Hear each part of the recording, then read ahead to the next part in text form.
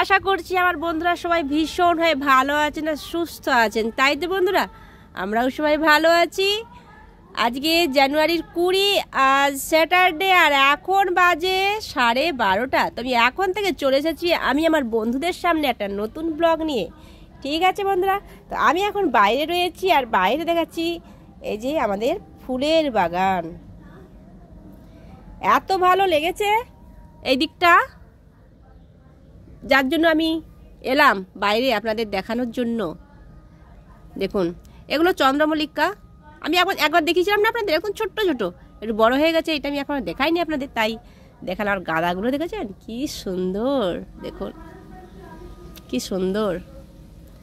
আর এই দিকের কালারটা দেখুন কি দারুণ না, লেমন ইয়েলো, আর ওটা কি কালার বলবো, একটু অরেঞ্জ টাইপের না পিচ কালার টাইপের এরকম হয়েছে, কি সুন্দর তাই না। আর এইদিকে এই ঝাউ গাছগুলোকে, ঝাউ গাছই তো বলে মনে হচ্ছে, না যাই না, ঝাউ গাছই বলে তাই তো, ঝাউ গাছ বলে তো,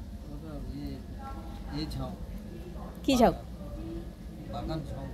কি বাগান ঝাউ বলে আমি বলতে পারছি না। এই দিকের এই চন্দ্রমল্লিকাটা আমি আপনাদের দেখিয়েছিলাম না, বেবি পিঙ্ক কালারের, কিন্তু বেবি পিঙ্ক থেকে লাইট হয়ে যাচ্ছে, সাদা সাদা টাইপের হয়ে যাচ্ছে। দেখুন এই গাছটা থেকে আমি কয়েকটা গাঁদা তুলে যে পুজো করেছি। প্রথমে ফুল গাঁদা গাছের প্রথমে ফুল দিয়েছে এই গাঁদা গাছটা, এই ডালিয়া গাছটায় এই দেখুন ছোট্ট একটা কুড়ি এসে গেছে। গাছটা এরকম ছোটই থাকবে, বড় হবে না, এই ছোট গাছেই ডালিয়া কত বড় হয়। আমি চলে এসেছি এখন ছাদে। আর ছাদে কেন এসেছি, ছাদে এসেছি লাউ কাটা হবে, লাউ বুঝেছেন, লাউ কাটা হবে। আপনারা দেখতে পাচ্ছেন লাউ, ওই দেখুন শুয়ে আছে, পাতার মধ্যে একদম পাতা ঢাকা আছে। আর এই যে এই সিঁড়ি বেয়ে উঠে আসছে লাউ কাটে বলে হাসবেন। হ্যাঁ বুড়ো হয়ে গেছে না কি জানি, বেশ বড় হয়ে গেছে। হ্যাঁ বুড়ো হয়ে গেছে, যা বয়স হয়ে গেছে। হ্যাঁ একদম নরম না, তুলো। অনেকগুলো কুড়ি বলছি, অনেকগুলো লাউ হয়েছে, ধরেছে অনেক লাউ। এই দেখুন বেশ বড় হয়েছে না। এই লাউয়ের এই চোপাগুলো কিন্তু ভাজা খেতে খুব ভালো লাগে, খুব ভালো লাগে। আমার বাড়িতে এরা পছন্দ করে না বলে আমি ভাজি না, কিন্তু আমার বাবার বাড়িতে করে লাউ পাতা, এই লাউয়ের চোপা ভাজা খুব ভালো লাগে খেতে। গত বছর এইখানে এই ছাদে এইখানে ভাড়া বেঁধে লাউ গাছ তোলা হয়েছিল। এবছর আমি বলেছি যে সব এইখানের মধ্যেই থাক, যেগুলো বেয়ে যাচ্ছে সেগুলো, সেই লাউ ডাঁটাগুলো কেটে না হলে খাওয়া হয়ে যাবে। না আজকে করবো না, এখন বাধ্য। ওই দেখুন ওই যে ওইখানটা গাছে দেখেছেন অনেক লাউ এখনো আছে, লাউটা রেখে দিয়েছি। আর রয়েছে সঙ্গে একটা চালতাটা বাবা দিয়ে গেছে।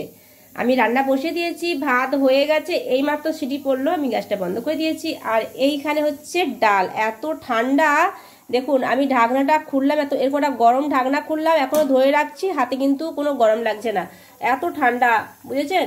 আমি এটা মুসুর ডাল বসিয়েছি, মুসুর ডাল আর ওমা জিরে দেওয়া হয়নি, জিরে ফোড়ন দেবো, মানে এর সাথে আমি একসাথে দিয়ে আমি ডালটা বানাই। আর এই ডালটা না খেতে খুব ভালো লাগে, একসঙ্গে সমস্ত কিছু, পেঁয়াজ, লঙ্কা, টমেটো, এরকম সাদা জিরে, কাঁচা লঙ্কা, আর লাস্টে আমি শুধু একটু ধনেপাতা দিয়ে দেবো।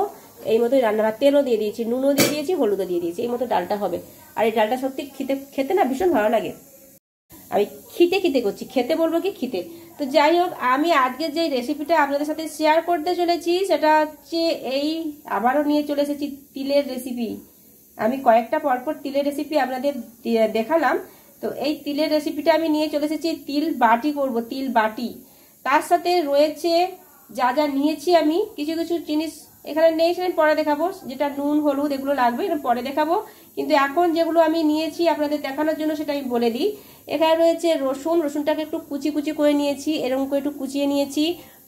একটা টমেটো নিয়েছি, কুচিয়ে নিয়েছি। কাঁচা লঙ্কা, পেঁয়াজ, এই পেঁয়াজটা এরকম মোটা করে কেটেছি, এটাকে আমি পেস্ট করব। আর এখানে একটু ছোট করে কেটে নিয়েছি এই পেঁয়াজটা আমি দিয়ে এই তিলটা রান্না করব। আর এই তিলটাকে আমি পেস্ট করে নেব, ঠিক আছে। আর আমি কিন্তু পুরো সাদা ফ্রেশ তিলটা নিয়েছি, তিল বাটি হবে, ঠিক আছে। তো এইগুলো, এই পেঁয়াজটা আর এই তিলটা আমি পেস্ট করে নিয়ে আসছি। কেমন?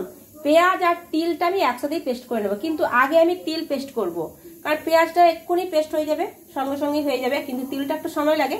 তাই আগে তিলটা পেস্ট করে নিয়ে তার মধ্যে আবার পেঁয়াজটা দিয়ে দেবো, তাহলে ভালো করে পেস্টটা হয়ে যাবে, ঠিক আছে। পেস্ট করে নিয়ে তারপরে আসছি আপনাদের সামনে। তিল আর পেঁয়াজটা আমি পেস্ট করে নিয়েছি। আমি যেহেতু মিক্সিতে পেস্ট করেছি সেই জন্য আমি আগে তিলটা পেস্ট করেছি, তারপরে পেঁয়াজটা দিয়ে তারপরে পেস্ট করেছি। আর যদি শিলে পেস্ট করা হয় তাহলে তো আলাদা আলাদা করে পেস্ট করতে হবে। আর শিলে পেস্ট করা প্রতিটা মশলাপাতি কিন্তু স্বাদ অপূর্ব লাগে, তাই না? সবাই জানি আমরা, তাই তো। আর এই যে এগুলো আমি বললাম আপনাদের। তো ঠিক আছে বন্ধুরা, আমি রান্নাটা শুরু করি, কেমন? বন্ধুরা, আমি একটা বাটি নিয়ে নিচ্ছি, এই বাটির মধ্যে আমি রান্নাটা করব। তো আমি একে একে সমস্ত কিছু দিয়ে দিচ্ছি। এই টমেটো, এই কাঁচা লঙ্কাটা পরে দেবো, এটা আমি এখন দেবো না। আর এই রসুন কুচি, আর এই পেঁয়াজ কুচি, তিল বাটাটাও দিয়ে দিচ্ছি। এই মিক্সি জারের মধ্যে একটু যেই তিলটা লেগেছিল একটু জল দিয়ে দিচ্ছি। হলুদ দিয়ে দিচ্ছি, লঙ্কার গুঁড়ো দিয়ে দিচ্ছি, নুন, একদম অল্প পরিমাণে একটু চিনি, চিনিটা কিন্তু দিতেও পারেন নাও দিতে পারেন। আর তেলের পরিমাণটা একটু আমি বেশি দিচ্ছি। এই সমস্ত কিছুটা আমি ভালো করে মিক্স করে দিচ্ছি। আমি গ্যাসটা জ্বালিয়ে দিয়েছি তো, তাই বাড়িটা গরম হয়ে গেছে, কিন্তু ধরা যাচ্ছে এখন হালকা হালকা করে। তো এই মতো এখন রান্নাটা হবে। আমি একটু আঁচটা একটু বাড়িয়ে দিচ্ছি, কোনো ঢাকা আমি দেবো না, এরকম এখন হোক। আর হাজবেন্ডকে ডাকছে, আমি আগে জেনে আসি, কারণ আমি হাজবেন্ডকে কিছু কাজ দিয়েছি, চলুন আপনাদের নিয়ে যাই। এই কাজগুলো দিয়েছি, এগুলো না সব হাতা পরানো হবে আমার কাস্টমারদের। আমি একটু দেখিয়ে দিই আপনাদের, কি সুন্দর সুন্দর সব ড্রেসগুলো। আমি আপনাদের এমনি দেখাতে চাইছিলাম, তো হাজবেন্ড বলছে না, একটু জামাগুলো একটু খুলে দেখা, এত সুন্দর সুন্দর জামা, সত্যি করে কি সুন্দর। বিয়ে বাড়ি, সব সোমবার দিনে সব বিয়ে বাড়ি আছে, তাই আজকে সমস্ত কমপ্লিট করে রেখে দিতে হবে, কালকে সব কাস্টমার এসে সব নিয়ে যাবে। দেখছেন কি সুন্দর গাউন, কি দারুণ, তাই না? কচি তো দেখে বলছে মা কি ভালো লাগছে। যাই হোক, আমি করলাম, হ্যাঁ। আর ওইগুলো একটু দেখাও। আর এই গাউনটা দেখুন, আর এই একটা গাউন দেখুন, পুরো পরলে না পুরো বারবি ডল লাগবে, এতটাই নাইস। এই গাউনটা খুব ভালো লাগছে আমার, ভীষণ ভালো লাগছে। মানে একে না ভাঁজ করতে কত যে সময় লাগে আমাকে যেদিন দিয়ে গিয়েছিল সেদিন আমাকে একটু দেখিয়েছিল, সেই খুলে দেখালো আমাকে আমার কাস্টমার। তারপরে আমার ভাঁজ করতে অনেক সময় লাগছে, এই বিশেষ করে এই জামাটা এত এত ঘের, এত পুরো নেট, এটা পুরো নেট, বুঝেছেন। এই কাঁচা লঙ্কাগুলো এখন দিয়ে দিচ্ছি। লঙ্কাগুলো এখন দেওয়ার কারণটা কি, কারণ আগে থেকে দিলে কি হয়, লঙ্কাগুলো না নেতিয়ে যায়, খেতে ভালো লাগে না, সেই জন্য আমি কিছুক্ষণ পরে দিই, বুঝেছেন। আর এটা কিন্তু রান্নাটা কিন্তু এখনো হয়নি, অনেকটা সময় লাগবে, খুব বেশি সময় না, কিন্তু একটু ধীরে ধীরে আঁচে, একদম আস্তে করে আঁচটা দিয়ে আমি রান্নাটা করছি তো, খুব তাড়াতাড়ি করে দিলে কি হবে, তাড়াতাড়ি না লাল হয়ে যাবে, এই বাড়িটা পুড়ে যাবে, আর সেরকম ভালো হবে না। তাই একটু আঁচটা একটু কমিয়ে কমিয়ে রান্নাটা করলে খুব ভালো হয়। রান্নাটা প্রায় শেষের দিকে, কিন্তু আমি না আর একটু লাল লাল করে রান্নাটা করব, ঠিক আছে।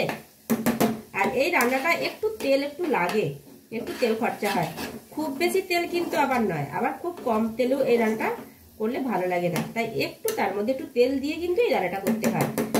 আর এই রান্নাটা আমি কোথায় শিখেছি জানেন তো?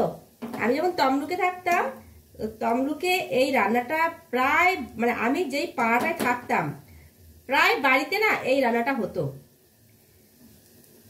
আমার বাড়িতেও, সেই থেকে আমার বাড়িতেও এই রান্নাটা এখন হয়। তো এইটা মনে হচ্ছে আমি আপনাদেরকে এখনো দেখাইনি, সেই জন্য ভাবলাম আমি আজকে এটা যেহেতু বানাচ্ছি তাই আপনাদের সাথে শেয়ার করলাম, ঠিক আছে বন্ধুরা। তো এটা আর একটু হোক, আর একটু লাল লাল করে একটু হোক, তারপর আমি এটা নামিয়ে নেব, ঠিক আছে। কোচি আজকে অনেক দিন পরে স্কুলে গেল, স্কুলে অনেকদিন পরে যাওয়ার পরে স্কুলে কিরকম লাগলো? ভালো লাগছে? অনেকদিন পরে গেছে, বন্ধুদের সাথে দেখা হয়েছে অনেক বহুদিন পর, তাই তো, তাই ভীষণ ভালো লাগছে। বুঝতে পারছি। খেলা হচ্ছে, হ্যাঁ। এবার খেলা হবে না, 1 বছর অন্তর অন্তর। হ্যাঁ, এরকম হয়ে গেছে। রান্নাটা কিন্তু হয়ে গেছে। আমি এতক্ষণ ধরে নাড়ছিলাম, কারণ তেল ছাড়ার জন্য অপেক্ষা করছিলাম। এই রান্নাটা একটু তেলটা একটু বাটির গায়ে লেগে যাবে মনে হচ্ছে, এবারে তেলটা ছেড়ে গেছে, তাই রান্নাটাও কমপ্লিট হয়ে গেছে। এখানে ডাল বসেছিলাম, ডালটাও যে হয়ে গেছে, গ্যাসটা বন্ধ করে দিলাম। আর এই রান্নাটাও আমার হয়ে গেছে। কি যে ভালো সেন্ট উঠেছে না, আমি কি বলবো আপনাদের, দারুণ রান্নাটা হয়ে গেছে। আমি গ্যাসটা বন্ধ করে দিচ্ছি, আমি দেখাচ্ছি আপনাদের কিরকম হয়েছে। এই দেখুন বন্ধুরা, তিল বাটি রেডি। আর আমি বাটিয়ে করে যেহেতু বানিয়েছি, তাই বাটির অবস্থাটা এই রকমেরই হবে দেখতে, ঠিক আছে। আর বাটির মধ্যেই কিন্তু আমি এটা রেখেছি, এই মতোই নিয়ে খাওয়া হবে। আর এটা কিন্তু দারুণ হয়, গরম গরম ভাতে না মাখিয়ে খেতে দারুণ হয়, অপূর্ব অপূর্ব স্বাদ, কি বলবো। তার জন্য বানিয়ে আপনাদের খেতেই হবে, নাহলে আপনারা বুঝতে পারবেন এই তিল বাটির কতটা স্বাদ, বুঝেছেন। আর আজকে আমাদের মেনু আমি দেখিয়ে দিই। এই তো তিল বাটি আমি আপনাদের বললাম, আর এইখানে রয়েছে শাক ভাজা, শুকনো লঙ্কা ভাজা, শাক দিয়ে খাওয়ার জন্য ডাল। এই ডালটা আমি বাটিয়ে করে করেছি, তাই এই বাটির অবস্থা এই রকম।